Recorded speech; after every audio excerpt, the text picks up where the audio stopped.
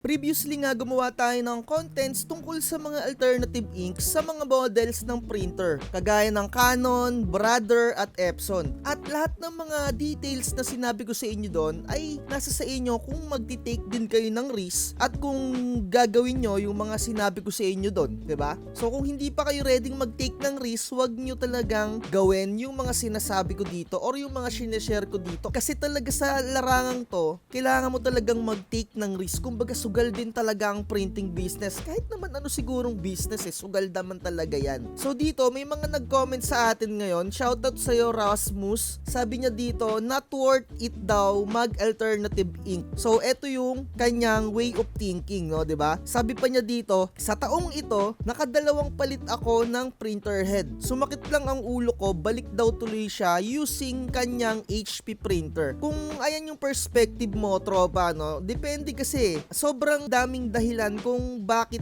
ka nababarahan or bakit nasisira yung iyong printer head kung anumang model ng Epson yung ginagamit mo. So mamaya sasagutin natin ng tuluyan yan at isi-share ko kung ano yung mga na-experience ko rin talaga na legit. At meron pang isang nag-comment sa atin dito. Shoutout sa'yo, Cassie. Sabi niya dito, nasira talaga yung 5290 na Epson printers niya using Hansol pigment ink. May mga lines na siya. Di pa umabot ng 6 months. So eto nga mga tropa, isasabihin ko sa inyo sa mga kasagutan sa mga ganitong bagay. Kung hindi kayo ready mag-take ng risk or kung ayaw nyong ma-experience yung mga ganitong mga kagaya ng comment nila, yung nasisiraan ng printer head, nasisira yung mga linya-linya nung print daw nila, 'di ba? Hindi daw umabot ng 6 months, nasira na agad. Eto mapapayo ko sa inyo, kung hindi pa talaga kayo ready mag-take ng risk at kung baguhan pa lang kayo using Epson printers, I rather suggest na mag-stay lang muna kayo using original ink kasi matututo at matututo kayo dyan. Kailangan nyo munang matuto. Yung iba kasi mga nagmamadali, nagpipigment ink agad, hindi man lang nag-research kung paano i-maintenance yung printer nila, kung gamit lang ba ng gamit, kung ano ba yung lilinisin, kung ano yung papalitan, ano yung kailangang alisin, 'di ba? So, ang dami ko ng mga contents dyan. Kung manonood talaga kayo, isa-isahin nyo, matututo ka talaga kung paano gamitin talaga or paano mag-maintenance using pigment ink. So, eto mga tropa, isi-share ko sa inyo to. Nung unang-una, takot din talaga ako mag-pigment ink kasi ayoko talagang ma-experience yung mga kagaya nito. Kasi isipin nyo, ang pinakauna kong printer, nagkakahalaga ng mga around Epson 110 ata yun. Hindi ko na masyado maalala anong nun, Epson 120 ata yun. Basta nasa ganung, ginamitan ko siya ng Kuyi na dye ink. Talagang mabilisan yung print talaga doon, meaning meron pa nung piso print, uso pa yung piso print nun. So ayun nga, basta nakadami na rin ng print yon at binenta ko na yon, idinispatcha ko na yon. Tapos ang sinunod kong printer netong mga nakaraang pandemic, yung pinakaunang putok ng pandemic, nagpalit ako ng Epson 3110 and then hindi pa rin talaga ako ready mag-pigment ink. Doon hindi na ako Kuyi dye ink kasi na-experience ko na yung Kuyi dye ink eh. Talagang may experience mo talaga yung hindi mo rin makukuha yung ibang kulay at nagkakabara-bara, bumabara pa rin sa nozzle kapag gumamit ka ng Kuyi dye ink. So nag-decide ako na mag-original lang sa aking Epson 3110 na printer. And then times goes by, natuto na ako kasi habang dumadami yung customer ko sa pagpiprint using original ink, sinasabayan ko siya ng research. Kumbaga, kailangan ano bang linisin ko dito, anong kailangan palitan, hindi yung magpipigment ink ka agad, 'di ba? So ako, dati nung nag-Kuyi dye ink ako, naubos na yung original ink kasi noon. So gusto kong makatipid, kaya nag-Kuyi dye ink ako noon. So napakamura lang, 20, ano pa nga lang ata noon parang mga 15 pa lang ata noon yung Kuyi na dye ink or 13. Basta sobrang mura mga tropa. Biruin nyo yung isang bote ng original nasa 300 plus. So bibili lang ako ng dye ink na tig 15, 13 lang, 'di ba? Laking tipid ko noon, pero syempre kailangan talaga lagi kang nagpiprint kasi napapansin ko kapag 3 or 2 araw lang akong hindi nagprint, nagbabara talaga siya mga tropa. So ang point ko mga tropa, kung ayaw nyong laging nagbabara yung printer ninyo or nasisira yung printer ninyo, original ink lang yung gamitin nyo. Kasi kapag nag-pigment ink ka, sublimation ink ka, kailangan halos araw-araw nagpiprint ka pa rin kahit papano. Or kahit hindi rin araw-araw, basta at least sa isang linggo makapag-print ka ng 2 beses or 3 beses, 'di ba? Ng full colored. Ibig kong sabihin, isang A4 or isang short band paper na ipiprint mo yung black, yellow, red, and cyan. Basta napiprint mo yon or magprint ka ng picture, yung high definition, safe ka na nun mga tropa. Basta makapag-print ka nun 3 beses sa isang linggo or 2 beses sa isang linggo. So sure ako mga tropa, etong mga nagko-comment sa atin, hindi sila halos araw-araw nagpiprint. Kung araw-araw man silang nagpiprint mga tropa, tapos nasisira pa yung mga printer nila, it's either sobrang dami nilang customer, talagang rat-ratan yung print nila, na to the way na hindi na nila mini-maintenance yung kanilang mga printer. Ano ba yung pinaka-importante talagang i-maintenance dyan sa inyong mga printer? So mga tropa, ang napansin ko, yung cupping station, ayan talaga yung pinaka-importanteng malinis palagi, kasi ayan yung humihigop ng ink papunta dun sa inyong mga printer head. Kung madumi or may mga natuyo dun sa inyong cupping station, ayan ipapakita ko sa screen, ay talagang masisira at masisira talaga yung printer ninyo. Tsaka mga tropa, kapag lagi kayong nag-head clean, yung mechanism dun sa inyong printer, minsan naiipit din yung cord or yung tawag nito, yung kanyang hose dun sa mechanism na yon, dun sa cupping station, naiipit yon to the way na kailangan mo siyang ayusin, at dun sa part na cupping station na yon, meron dun na napupudpod. Syempre umiikot yon. Kapag napudpod yon, medyo may lilihain ka rin na part doon para maayos mo yon. So ayun nga yung sinasabi ko sa inyo, kapag naka-pigment ink kayo, lagi kayo talagang nag-head clean dyan. Pero syempre, kailangan alamin nyo kung ano yung mini-maintenance doon. Number 1 yung cupping station. Tapos meron akong video dito mga tropa, ipapakita ko sa inyo. Ayan o, yung video na yan, galit na galit yung mga ibang nakakapanood niyan dahil daw masisira daw yung printer head ko kapag pinupunasan ko ng gamit yung tissue, dahil daw yung tissue mabilis daw mapunit mga tropa. So eto masasabi ko sa mga nagko-comment dyan, 2024 na tayo, yung mga tissue ngayon meron ng mga makakapal,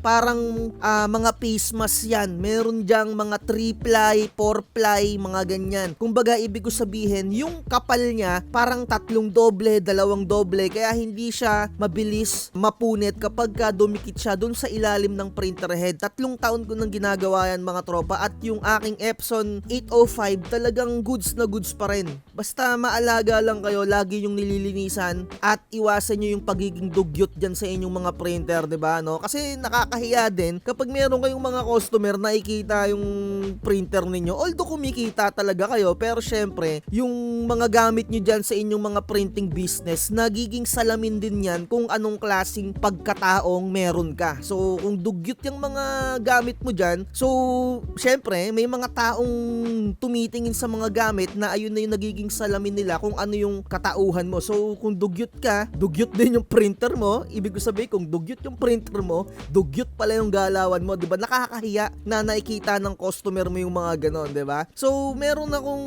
nakita na picture, hindi ko na kasi mahagilap dito sa aking computer. Yung kanyang cupping station, talagang sobrang dami ng natuyo or parang naglapot na doon yung pigment ink, kasi hindi nga niya alam linisan yon. So mga tropa, ang lagi nyong tatandaan, ang dapat na lagi na meron kayo dyan sa inyong printing station, meron kayong printer solution, yung para siyang tubig lang na basta may chemical something doon. Ayun yung lagi kong ipinapatak doon sa tissue paper, no mga tropa. At ayan, isa pa yung tissue paper, dapat lagi rin kayong merong tissue paper na 3-ply, P-L-Y, 3-ply. I-search nyo tissue 3-ply, may mga lalabas dyan. So ilalagay ko na lang sa description kung ano yung mga tissue na ginagamit ko. At isa pa sa mga importanteng meron kayo dyan, yung WD, yung parang liquid siya na panglinis-linis din. Yun naman, ginagamit ko naman siya sa aking Cameo platter cutter, kasi napapansin ko medyo nagkakalawang yung platter cutter ko, kasi depende rin sa humidity or depende kung napakalapit niyo ninyo sa mga karagatan, no? So dito kasi sa amin, malapit kami sa Laguna de Bay. Yung mga item dito, medyo mabilis siyang magkalawang, mga tropa. Nakadepende kasi yun. Ano pa ba? Yung meron din ako dito, yung para siyang grasa na puti. Nilalagyan ko din yung printer ko nun, yung mechanism niya, para smooth na smooth pa rin talaga yung pagkakaikot ng mga mechanism niya doon, yung mga gears niya doon, mga tropa. So, ayun nga, inuulit ko, mga tropa, kung gagamit kayo ng pigment ink or alternative na mga dye ink, sublimation, mga ganyan, siguraduhin nyo na malinis yung inyong cupping station. Papakita ko, ito yung cupping station. Epson, kahit 3210 na lang. Ayan, ito yon yung daungan ng inyong mga printer. Ayan, ito, 'di ba? Kung nakikita nyo, may mga natutuyo dyan. Meron siyang parang sponge dyan. So, syempre, kung hindi na nakakahigop ng maganda yon yung sponge na yon, syempre, pangit na yung print ninyo. Ito, ayan o, yan. Pwede nyo siyang patakan ng cleaning solution, tapos higupan nyo dun sa nilagay ninyong external waste ink tank. Ayan pa yung isa sa mga mali na ginagawa ninyo. Hindi kayo naggagawa ng external waste ink tank kapag nagpapalit kayo ng mga alternative ink. Ito naman yung sa may tawag nito, yung sa may parte nung mechanism. Sana may makita tayo dito. So eto, mga tropa, no, etong parang part na to, 'di ba, ito yung cupping station. Dito sa part na to, meron diyan parang gear na napupudpud ng napupudpod. Kailangan nyo lang lihain yon or ayusin nyo yung pagkakalagay, kasi minsan naiipit din yung hose na yan, kaya hindi nakakahigop. So eto, no, mapapansin nyo kung nag-head clean at nag-head clean tapos nag-power clean kayo, tapos ganun pa rin yung printout ninyo, i-check ninyo kapag nag-head clean kayo, dapat may pumapatak dun sa external waste ink tank ninyo na kumbaga meron dapat na waste ink na lumalabas, 'di ba? So ayun lang ang may papayo ko talaga sa inyo, kasi itong Kuyi na dye ink, kung sasabihin mo Rasmus na hindi worth it na mag-alternative ink, so yung mga naka-workhorse printer, lahat yon naka-Kuyi. I tell you, mga tropa, lahat yon naka-Kuyi. Kung hindi man sila naka-Kuyi, it's either baka naka-Inkrite sila or Hansol.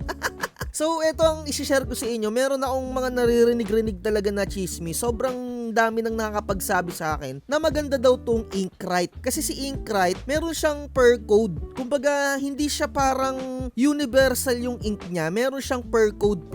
Halimbawa, kagaya na ito, pigment ink for Epson 8050. So, for 8050 mo lang talaga siya gagamitin. Hindi kagaya siya ng Hansol na as in Hansol lang siya. Hindi siya specific for that printer, 'di ba? Kumbaga universal. Ito si Inkrite, meron siyang specific for that printer. So, siguro later on, itatry ko talaga tong Inkrite na to. Pero meron din akong narinig na ang issue naman daw kay Inkrite ay yung kanyang cyan na kulay. Doon daw talaga nagbabara. Pero goods daw ang magenta, etc.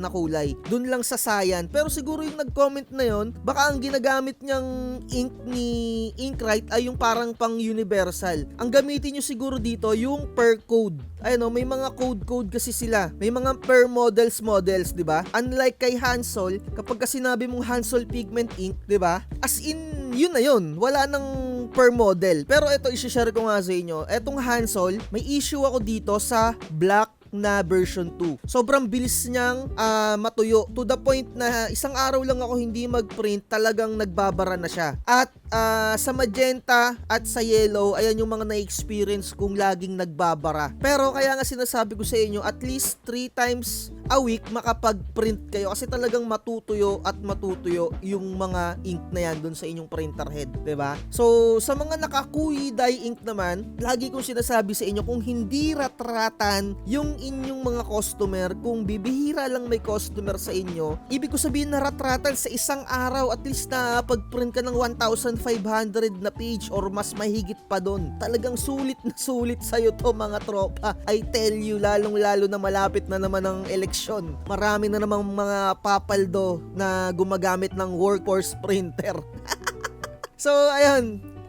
Siguro dito na natin tatapusin to. Nag-share lang naman ako ng mga information na kung ayaw nyong ma-experience at sumakit yung ulo ninyo, mag-stay na lang kayo kung saan yung comfort zone ninyo. Kasi kung magti-think kayo outside of the box, di ba? Hindi pa kayo ready sa paggamit ng mga alternative ink, di ba? Stay lang kayo sa comfort zone nyo para talagang goods na goods. Kung kumikita naman kayo using other printer, HP, Canon, di ba?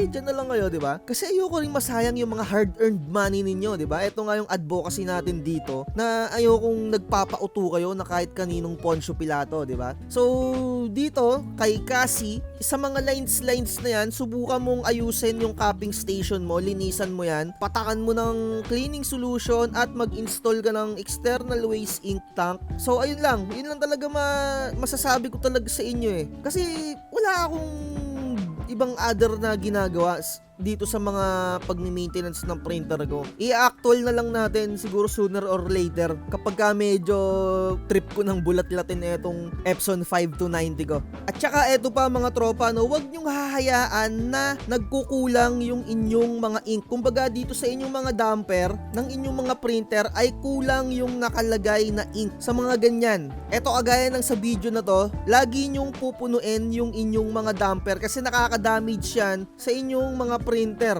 So ayun lang sa mga templates ko, message nyo lang ako sa aking Facebook page. Extended yung promo price natin kahit papaano, 'di ba? Kasi maraming mga humahabol. Ayoko rin naman kasi magpresyo ng sobrang mahal, 'di ba? Yun lang. Like, share and subscribe. Bye-bye. Huwag magpapauto.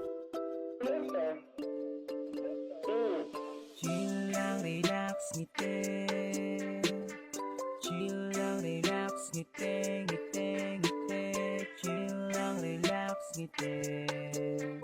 Kahit buhay di ganong kadali. Purchase your tracks today. Chill lang, relax, ngiti.